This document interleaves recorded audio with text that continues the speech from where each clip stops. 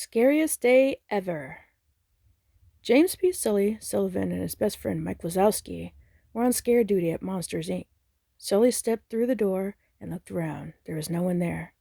Mike, Sully said, poking his head back through the door. This room's empty. What are you talking about? Mike said, shoving past Sully into the room. This kid's always asleep by now. Sully shrugged. I guess we should go back to Monstropolis. I've got lots of other kids to scare tonight. But as Sully turned towards the door, his tail knocked it shut.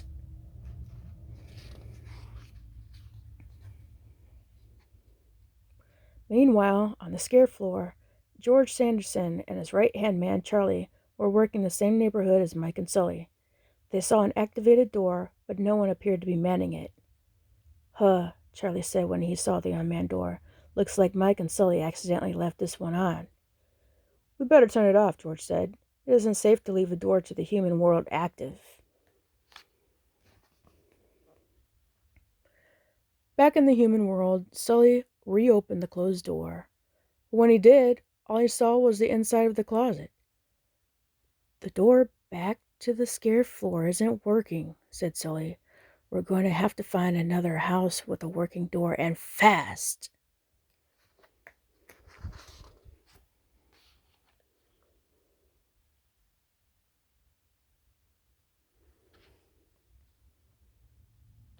Mike and Sully crept through the house and stepped outside.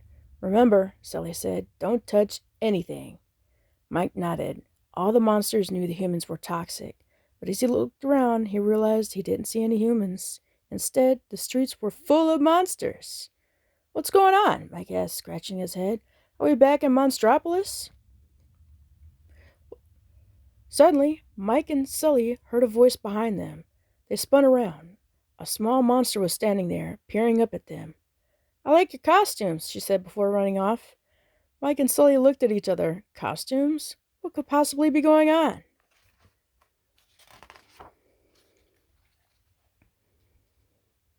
Mike and Sully looked back at the street.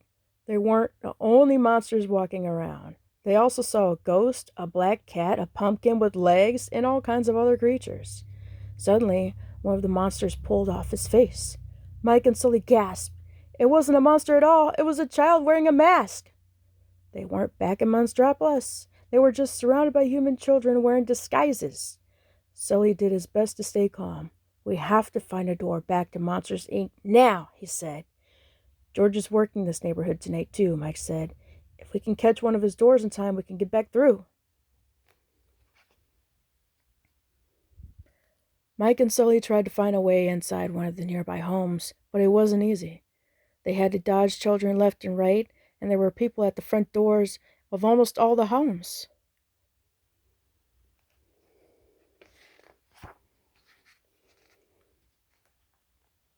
Mike and Sully managed to sneak into a few houses, but none of the doors inside were powered up. In one house, they got to the bedroom just as George was leaving. George! Mike and Sully shouted, racing for the open closet door. Wait for us! But they weren't fast enough. George hadn't heard them. Click! The door closed behind him.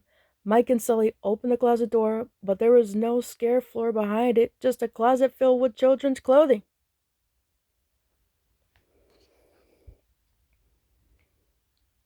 Mike and Sully were beginning to worry. They needed to get back to Monstropolis before one of those kids touched them. It is getting late, Mike said. Do you think any of those doors back to the scare floor are still in use? I sure hope so, Sully said. Then Mike and Sully noticed a house with no one around. The front doors flung wide open. Maybe this was just their ticket home. Come on, let's go, said Sully.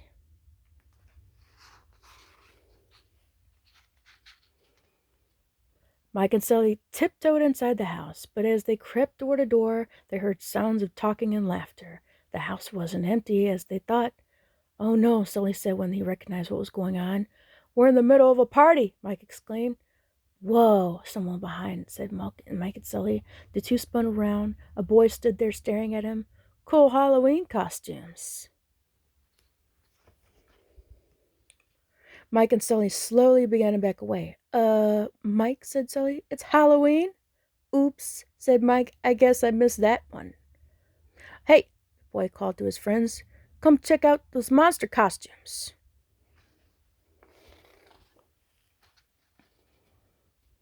Mike and Sully shrank backward as a group of children approached them. Your costumes look so real, the little girl exclaimed. Can I touch the fur? She reached out a hand toward Sully. Mike shrieked. No! Sully roared. Sully had forgotten how big and frightening it was. The kids screamed at the top of their lungs and ran away. But Mike and Sully were the most terrified of all. Let's get out of here, Mike shouted. He and Sully turned and ran.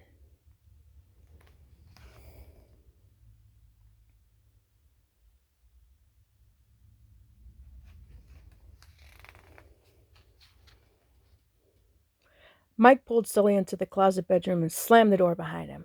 Please, please, please get this door to work, Mike said. What are the chances George is using the door? Asked Sully.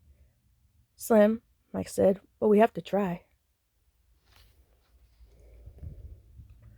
Mike and Sully crossed their fingers. Then they opened the door, and it worked! They walked back onto the scare floor at Monsters, Inc. Mike and Sully breathed huge sighs of relief. They made home safe.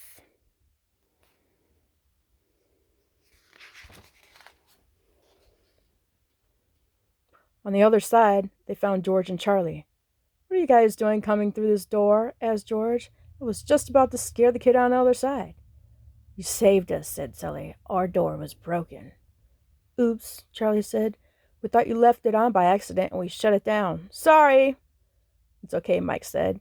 We're back now, but whatever you do, do not go through that door. Why not? George asked. It's Halloween, and there are kids everywhere, Sully explained.